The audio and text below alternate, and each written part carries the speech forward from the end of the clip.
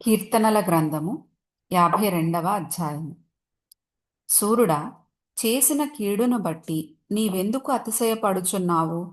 దేవుని కృప నిత్యముండును. మోసము చేయువాడా, వాడిగల మంగళ కత్తివలె నీ నాలుక నాశనము చేయనుద్దేశించుచున్నది. మేలు కంటే కీడు చేయుటయు, నీతి పలుకుట కంటే అబద్ధము చెప్పుటయు నీకిష్టము. కపటమైన నాలుక గలవాడా, అధిక నాశనకరములైన మాటలే నీకిష్టము.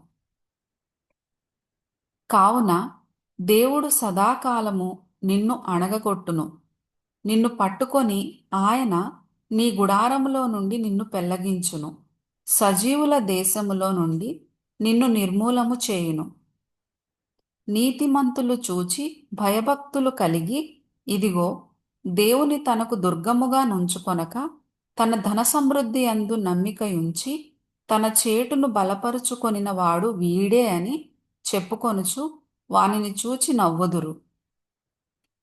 నేనైతే దేవుని మందిరములో పచ్చని ఒలీవ చెట్టు వలెనున్నాను.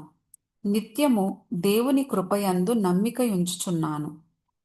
నీవు దాని నెరవేర్చితివి గనుక నేను నిత్యము నిన్ను స్తుతించెదను. నీ నామము నీ భక్తుల దృష్టికి ఉత్తమమైనది. నేను దాని స్మరించి కనిపెట్టుచున్నాను.